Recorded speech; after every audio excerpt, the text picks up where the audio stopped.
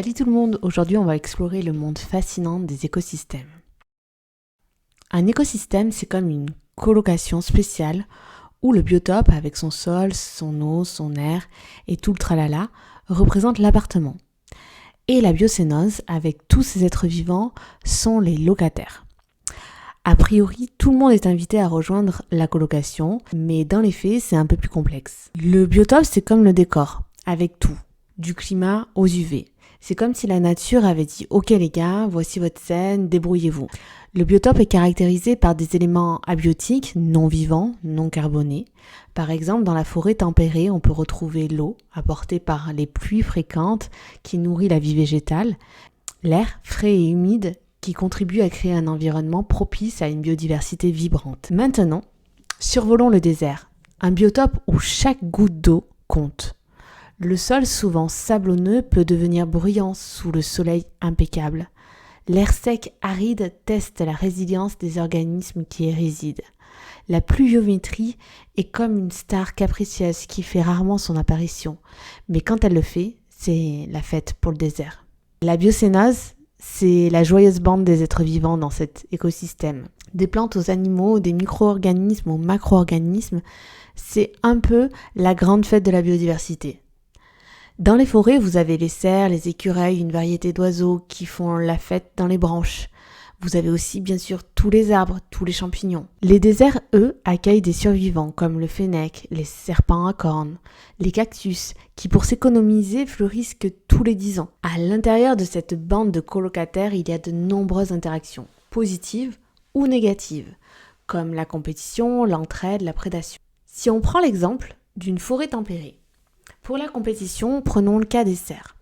En période de reproduction, les mâles peuvent s'engager dans une compétition spectaculaire pour gagner le droit à courtiser une femelle.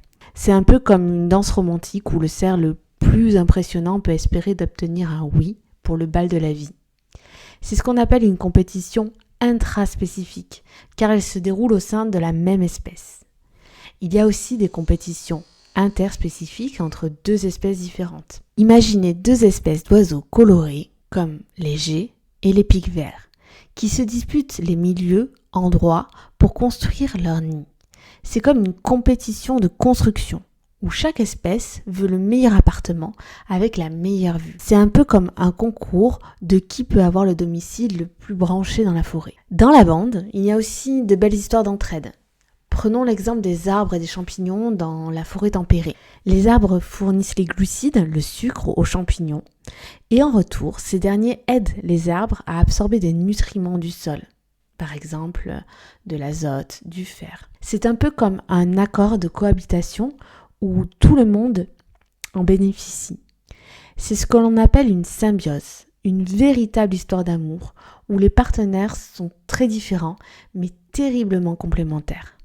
Dans l'appart, il y a aussi malheureusement ceux qui ne payent pas leur loyer. C'est ce qu'on appelle le parasitisme. Prenons l'exemple d'une plante parasite appelée gui. Dans une forêt tempérée, le gui s'attache aux branches d'arbres. Il prélève les nutriments directement de l'arbre autre pour son propre bénéfice.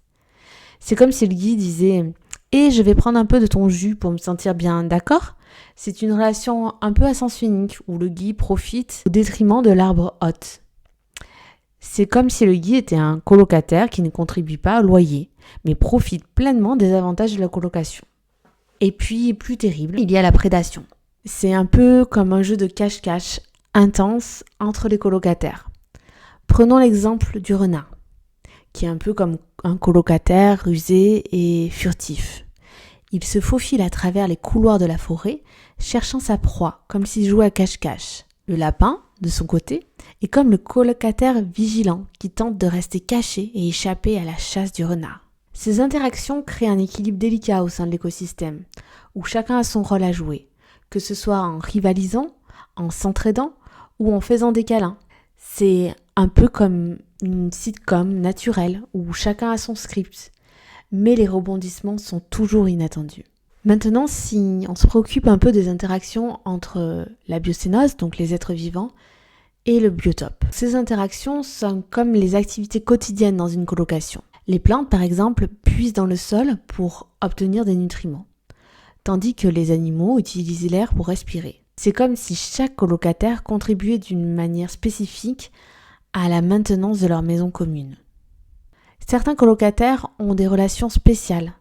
Les arbres, par exemple, fournissent de l'ombre et du logement aux oiseaux, qui en retour dispersent les graines des arbres pour les aider à se reproduire.